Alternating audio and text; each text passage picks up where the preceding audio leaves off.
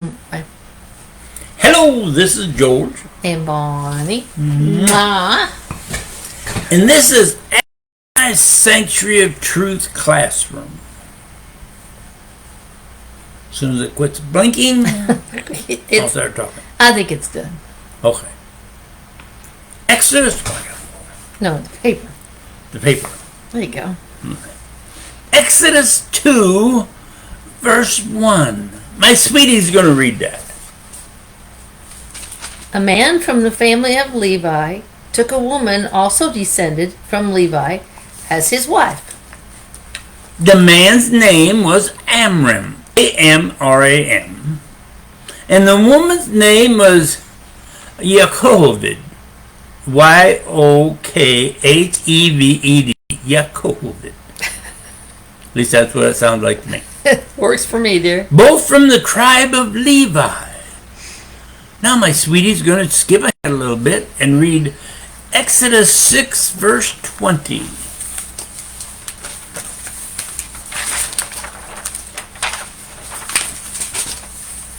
Amram married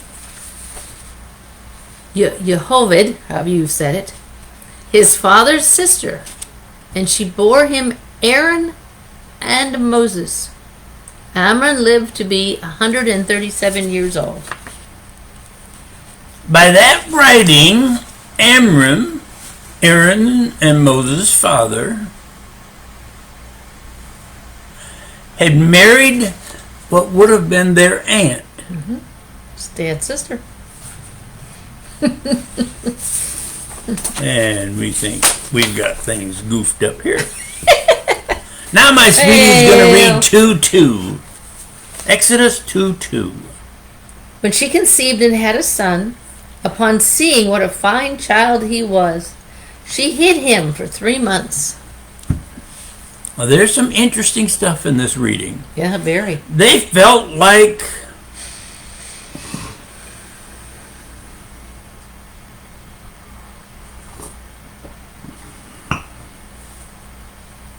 well, let's put it this way. They felt like almost every parent feels when they have their child, right? Yep. He's the best. Yocheved. Then she did something. She broke the law. She didn't bow down to governmental law when it was or does go against Adonai's law. She hid her son for 3 months. Yeah, because the order was they were to die. Okay, according to the Hebrew covenant made with Abraham, the parents would perform a brit milah, a circumcision, on any male child on the 8th day of his life. Now, that'll come into consequences, thoughts about it later on. What's the big deal about that? You'll find out. Stay tuned. In all reality, after those 3 months, Yocheved had no idea what would happen to her son. You have most likely seen the movie about Moses, the basket coated with clay and tar, Pharaoh's daughter finding the basket. His sister asked, "Do you want me to find a Hebrew woman to nurse that baby?" The interesting part is, well, to us is, where did they go? Read 2:9, please. There's 10. Okay. Pharaoh's daughter told her, "Take this child away and nurse it for me, and I will pay you for doing it." So the woman took the child and nursed it. Now, think about this. Where could this mother go to nurse the child where he wouldn't have been in danger? What? Go home? And if a guard comes to their house, say, "Sorry, I'm nursing a child for Pharaoh's daughter come back later? Have you ever thought about that? That was so interesting when it just first crossed my mind. Where would she go? He didn't have a little stamp on his head that said, Moses, Pharaoh's daughter.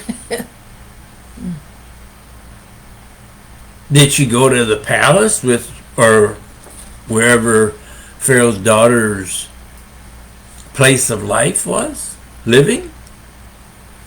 But it doesn't say that. It says she took the child and went and nursed him. But why wouldn't he still be in danger?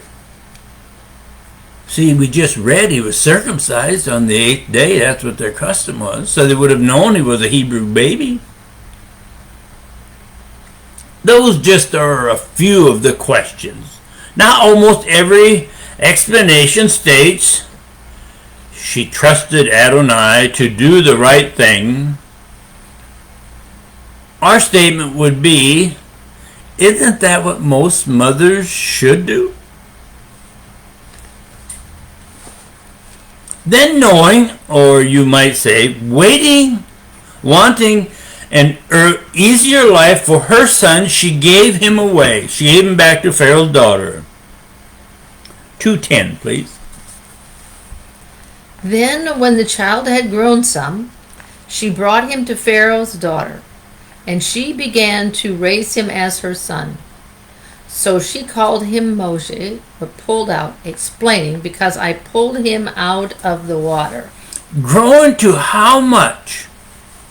To the point of not being nursed anymore? So he was weaned? He wasn't nursing any longer? Well, yeah, it doesn't say she brought him back and forth all the time. Yeah. And the Pharaoh's daughter couldn't nurse him. So she must have brought him back after he was weaned from being nursed.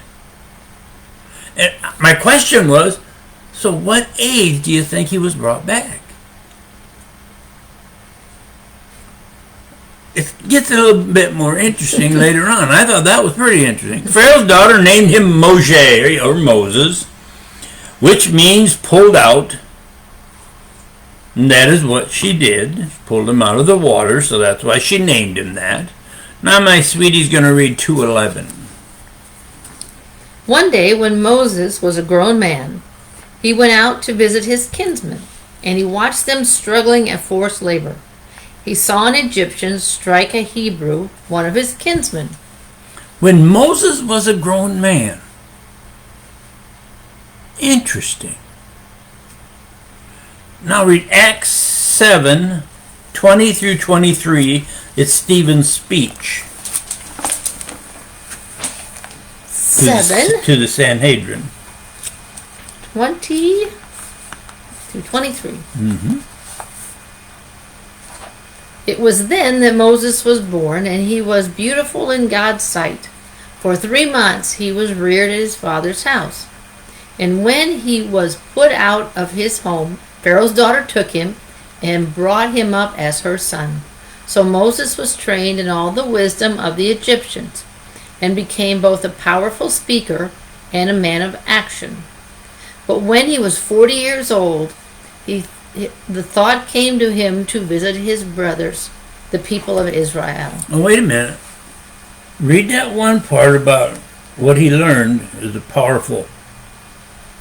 So Moses was trained in all the wisdom of the Egyptians, and became a powerful speaker and a man of action. That's verse 22. Didn't he convince Adonai he needed somebody to speak for him?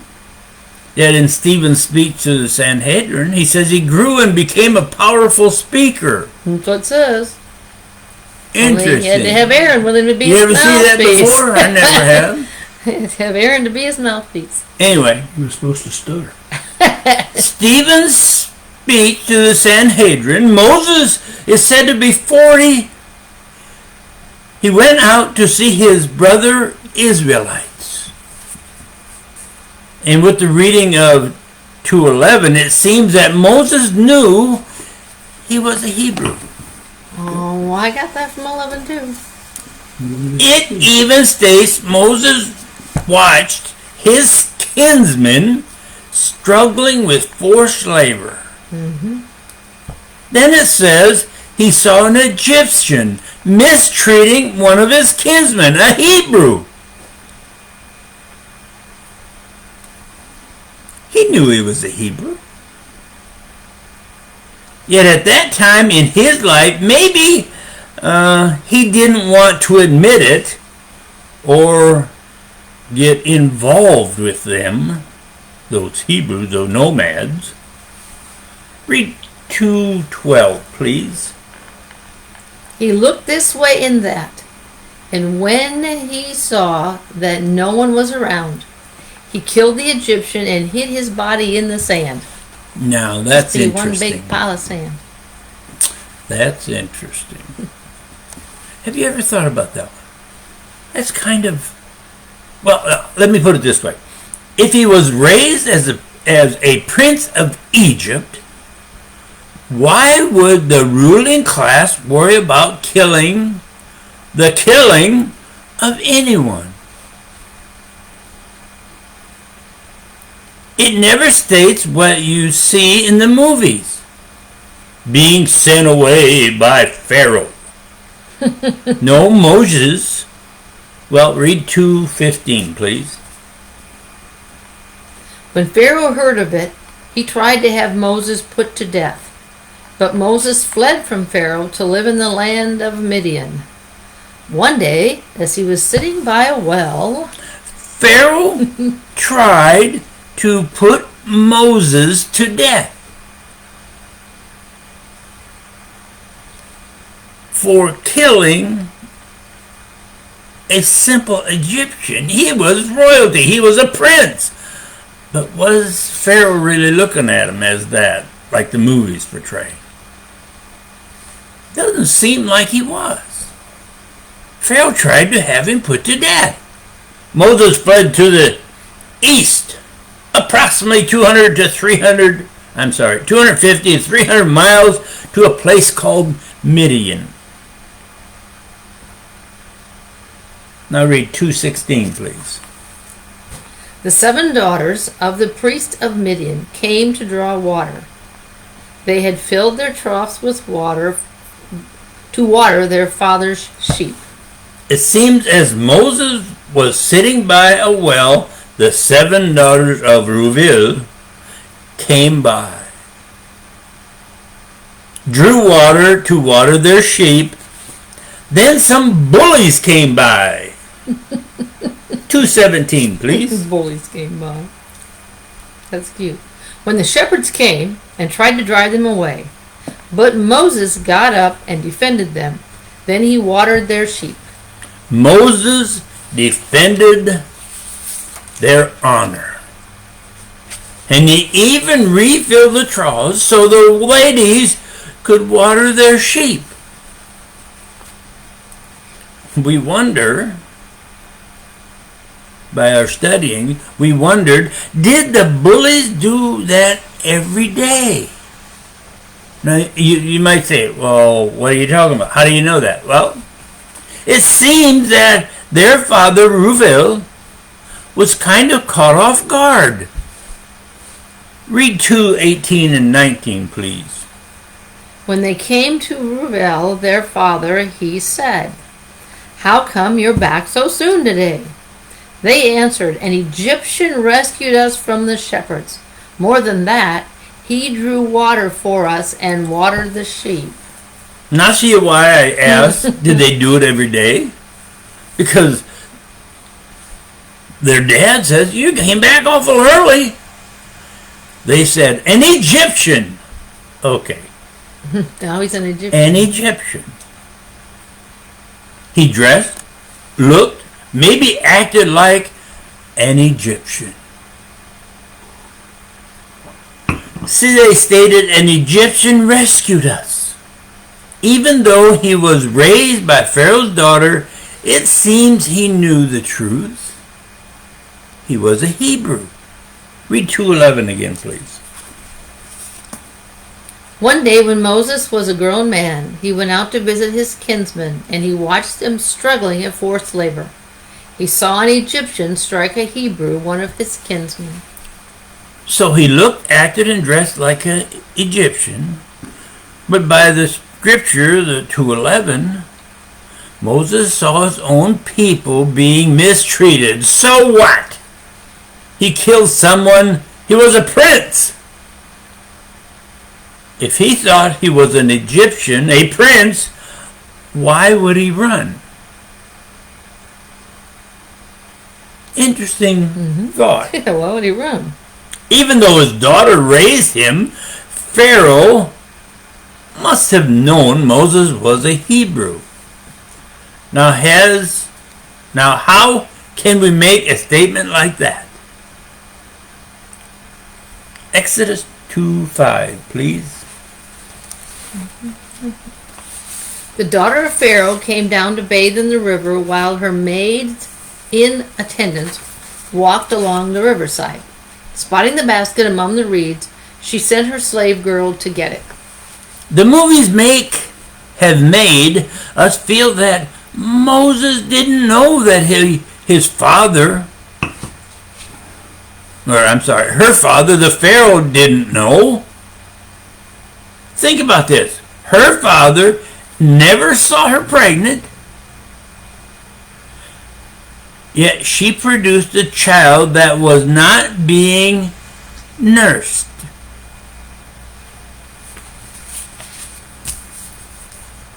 I thought that was interesting. That is interesting. Okay, now I gotta find my spot over here. Oh, there it is. After studying all that, we come back to where review asked 2:20. He asked his daughters, "Where is he? Why did you leave the man there? Invite him to have something to eat." He said to his daughters, "Where is he? Why did you leave the man who helped you so much out there? Bring the man into our camp and let's give him something to eat. After all, this guy just protected my daughters from the bullies of the area at the well." We like how 2:21 starts out. Read 2:21, just to start. Moses was glad to stay on with the man. Moses was, all right, now he's already seen 7 women, 7 of his daughters, and that says he was glad to stay on with the man. Moses was glad to stay with all those women. The man. Yeah, right. Moses married Zipporah.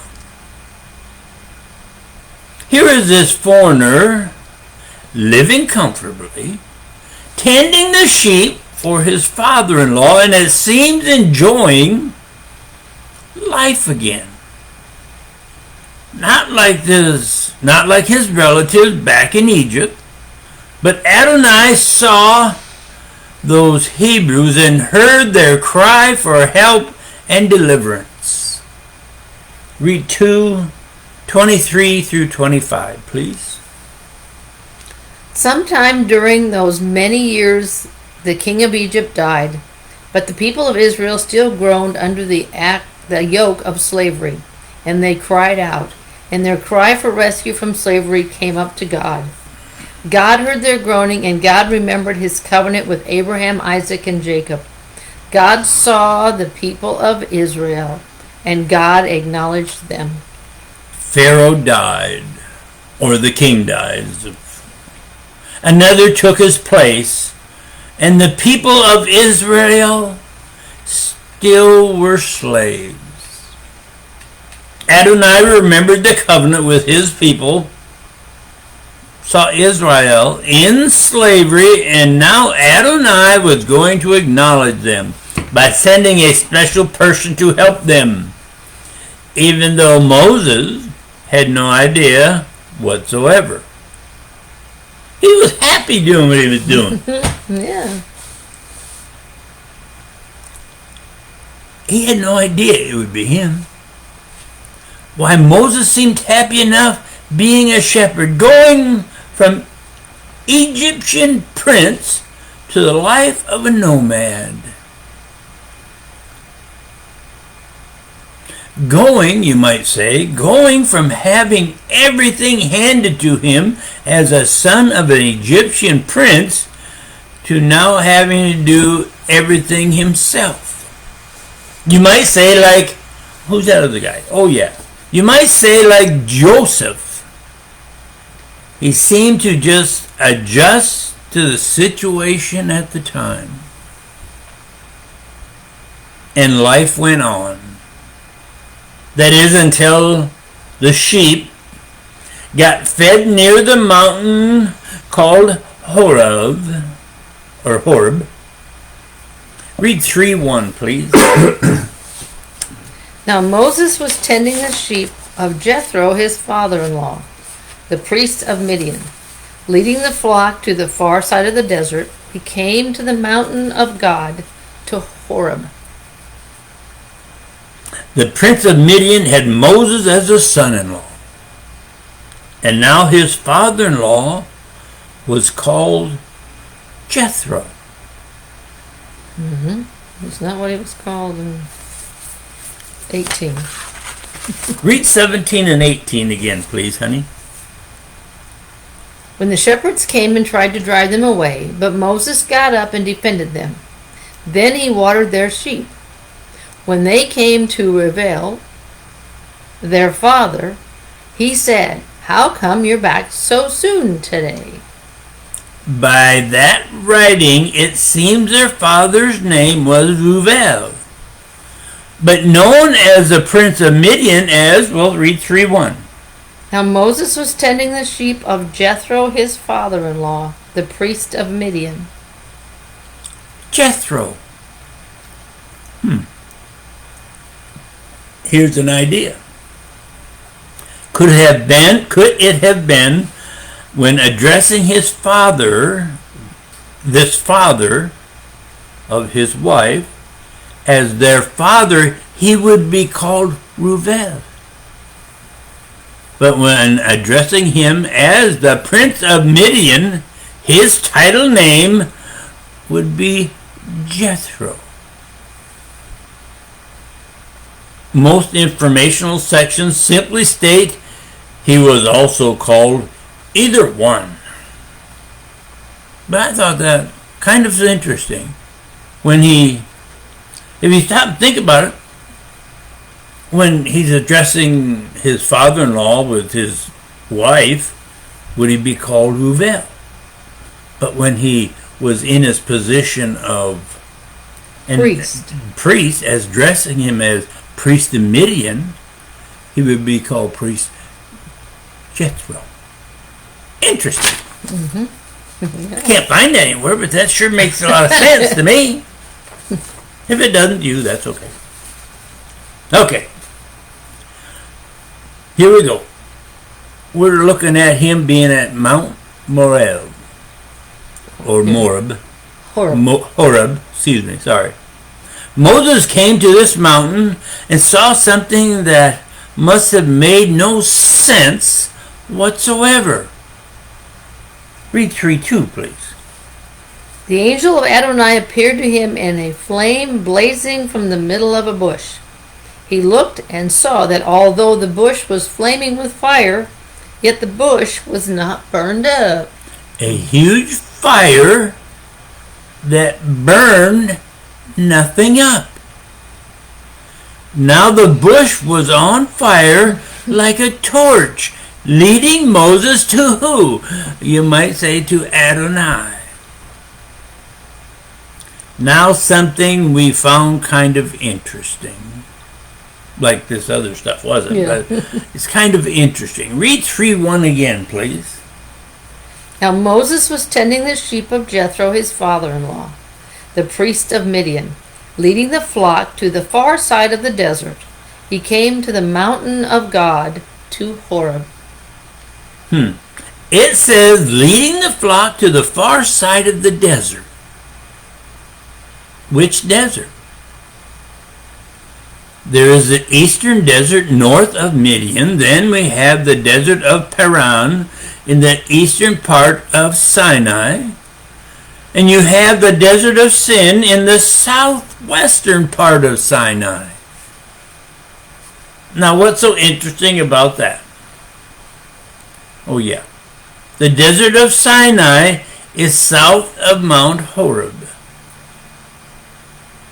It states he came to the mountain of God, to Horeb. We haven't found if they called the mountain range the mountain of God before Moses and the burning bush or not. So we must go with what Scripture says here. Therefore,